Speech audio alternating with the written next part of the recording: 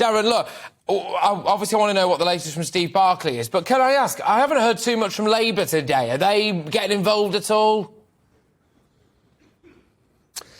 Well, I mean, they've got a pretty stated position that hasn't really changed. And are they getting involved? Frankly, they're not really. I mean, MPs have broken up, must be said, for the Christmas break. There's not many politicians around here in Westminster. In fact, I've just been into Parliament and I counted the number of MPs I saw on my hands.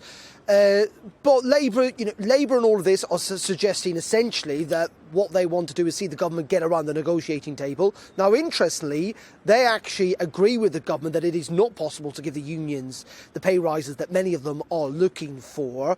What they do want to see from the government is an attempt at least to try and get a negotiated settlement.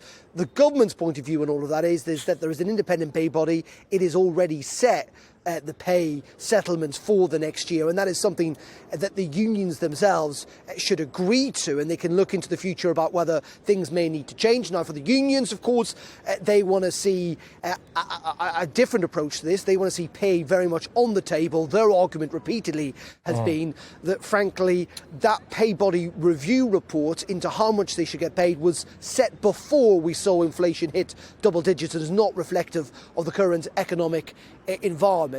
In terms of where the government, though, are today, they're not engaging with the unions in any formal talks. What they have been doing, though, is meeting here at Westminster to talk about contingency plans. We saw a COBRA meeting in Whitehall a little bit earlier, in which ministers from across government departments talked about how they could mitigate some of the consequences of the strikes, particularly with the paramedics. We've seen some members of the armed forces involved in that. We may well see it again, actually, when we see strike action by Border Force guards this weekend. But what we have seen is this war of words, you're right, between the government and the unions.